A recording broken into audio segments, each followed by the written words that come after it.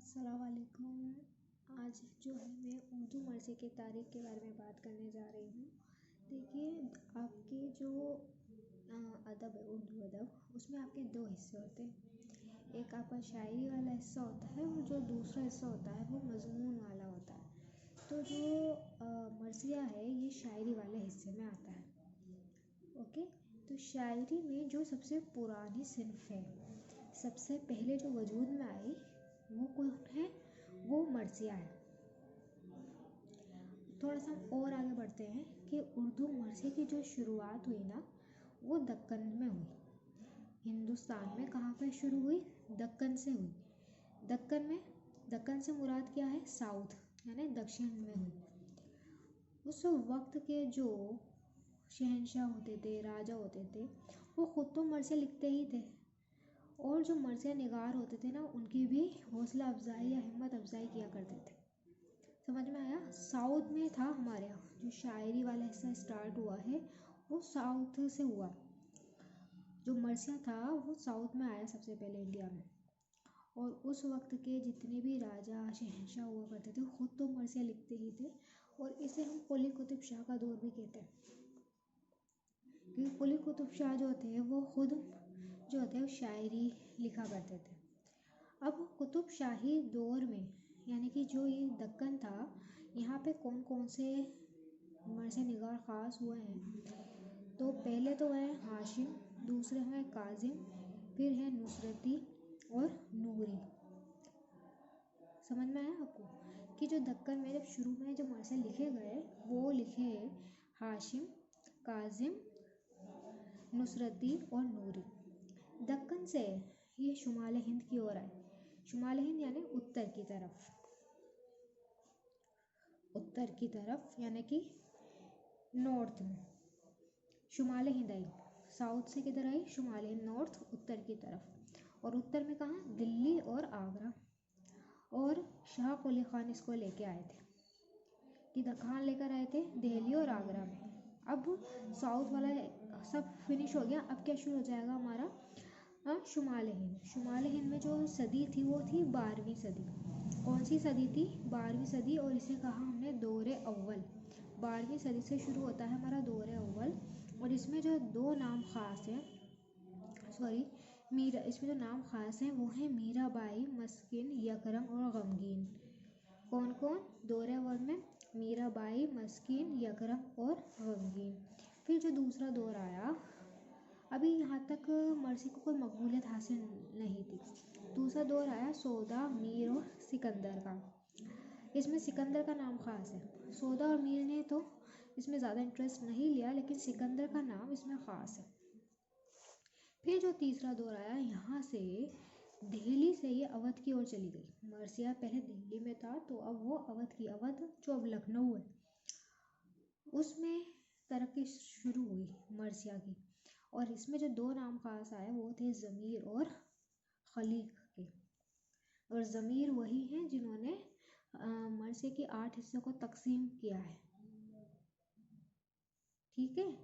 اب جو چوتھا دور آیا وہ کہیں نہ کہیں تیسرے دور سے جڑا ہوا تھا، جس میں سب سے زیادہ ترقی ہوئی، کیونکہ جو ضمیر تھے انہی کے شاگرد تھے مرزا دبیر، اور جو خلیق تھے ان کے بیٹے تھے انیس، جنہوں نے چوتھے دور میں ترقی مرثیے میں جو ترقی آئی وہ مرزا دبیر اور انیس.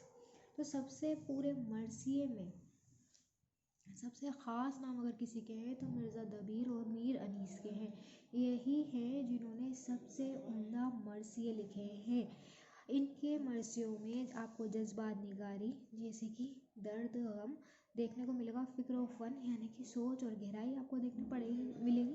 سادہ زبان، اور انہوں نے محاوروں کا بھی استعمال کیا ہے. 4 دور ہیں. پہلا دور جس میں میرا بائی، یہ سب اور چاروں دور جو میں نے آپ کو پڑھائے ہیں یہ سب شمال ہند کے ہیں. شروعات تو دکن سے ہوئی. دکن تھا قلی قطب شاہی کا دور، اور وہاں سے یہ آئے 12ویں صدی جو کہ دور اول ہے، جس میں میرا بائی، مسکن، یکرم کا نام ہے. دوسرا دور سودا، میر اور سکندر کا نام ہے، جس میں سکندر کا نام خاص ہے. تیسرا دور ضمیر اور خلیق. ضمیر وہ ہیں جنہوں نے مرثیے کو 8 حصوں میں تقسیم کیا ہے، اور یہ اودھ میں ترقی پائی.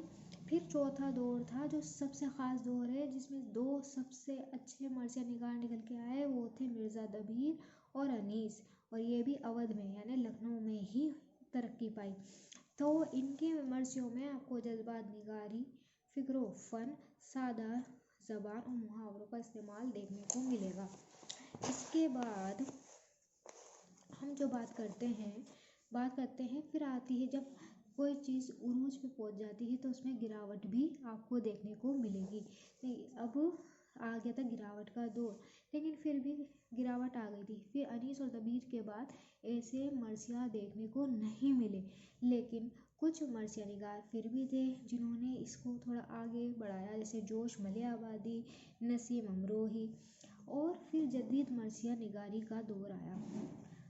مرثیے میں اب وہ بات نہیں رہی، مرثیہ تو دبیر اور انیس تک ہی تھا، لیکن کچھ حد تک جو مرثیہ نگار ہوئے وہ جدید مرثیہ نگار میں، جس میں موضوع میں وسعت ہوئی. جیسے پہلا جو موضوع تھا وہ کربلا پہ تھا، لیکن اب جو جدید مرثیہ آئے وہ سیاسی، مذہبی اور سماجی ان انسانوں کی موت پر لکھے گئے. جو سماجی لوگ تھے، سیاسی اور مذہبی لوگ کی موتوں پر جو مرثیے لکھے گئے وہ جدید مرثیے میں آئے، یعنی شخصی مرثیہ لکھے جانے لگے، جس میں حالی کا مرثیہ، اقبال کا مرثیہ اور مرزا غالب کا زین العابدین مرثیہ خاص ہے. چلیے ایک بار پھر سے ریوائز کر لیتے ہیں. دکن سے یہ آئی، اور دکن میں جو راجہ مہاراجہ تھے وہ بھی مرثیہ لکھتے تھے، اور کچھ ان کے یہاں مرثیہ نگار بھی تھے جس میں ہاشم، کاظم، نوری اور نصرتی کا نام خاص تھا. دکن سے یہ آئی شمال ہند، اور شمال ہند میں یہ دلی اور آگرہ آئی جو شاہ ولی خان لے کے آئے. لیکن 12ویں صدی میں دور اول شروع ہوتا ہے، اور یہ سارے دور جو ہیں آپ کے شمال ہند کے ہیں. یہ بات آپ کو دھیان میں رکھنی ہے، جس میں میرا بائی یکرنگ پہلے دور کے تھے، میرا بائی، یکرنگ، مسکن اور غمگین. پھر جو دوسرا دور تھا وہ سودا، میر اور سکندر کا تھا، لیکن یہاں تک ابھی ترقی نہیں ہوئی تھی. سودا اور میر نے کوئی خاص توجہ نہیں دی، لیکن سکندر نے مرثیے میں اچھا نام کمایا. پھر آتا ہے تیسرا دور، اور یہاں سے ہی ترقی شروع ہو جاتی ہے، اور کیونکہ یہ اودھ میں جو خاص دہلی سے اودھ آ چکا تھا، اور ضمیر اور خلیق ان دونوں کے نام یہ دور رہا. اس میں آپ کو کیا دھیان رکھنا، ضمیر کون ہیں جنہوں نے مرثیے کی 8 حصوں میں تقسیم کیا ہے، یہ وہ ہیں، اور انہی کے شاگرد مرزا دبیر اور خلیق کے بیٹے انیس چوتھے دور میں یعنی اودھ میں چوتھے دور میں آئے، جو سب سے زیادہ مقبولیت حاصل کری. اور ان کے جو مرثیہ تھے اس میں جذبات نگاری، فکر و فن، سادہ زبان اور محاورے آپ کو دیکھنے کو ملیں گے. پھر جو تھا پھر گراوٹ کا دور آ گیا تھا، اور جو گراوٹ کا دور آیا اس میں بھی کچھ لوگوں نے اپنا حصہ داری دی، جیسے جوش ملیح آبادی نے لکھے، نسیم امروہی نے لکھے. پھر جدید مرثیہ نگاری شروع ہو گئی، جس میں کربلا کے مرثیوں کو چھوڑ کے، کربلا کے مرثیے پرانے طریقے کے تھے، اب شخصی مرثیے لکھے جانے لگے جو سیاسی، سماجی، مذہبی لوگوں کی موت پر لکھے گئے. اس میں خاص جو تھے وہ تھا حالی کا مرثیہ، اقبال کا مرثیہ اور مرزا غالب کا زین العابدین مرثیہ. تو یہ تھا آپ کی مرثیے کی تاریخ. میرے سے جتنا آسان ہو سکا میں نے اس کو اتنا آسان کرنے کی کوشش کی. آپ کو میں نے پڑھایا بھی صحیح، اور اس کا ریویژن بھی یہاں کروا دیا ہے. تو آئی ہوپ آپ کو اچھے سے سمجھ میں آ گیا ہوگا. Thank you. اللہ حافظ.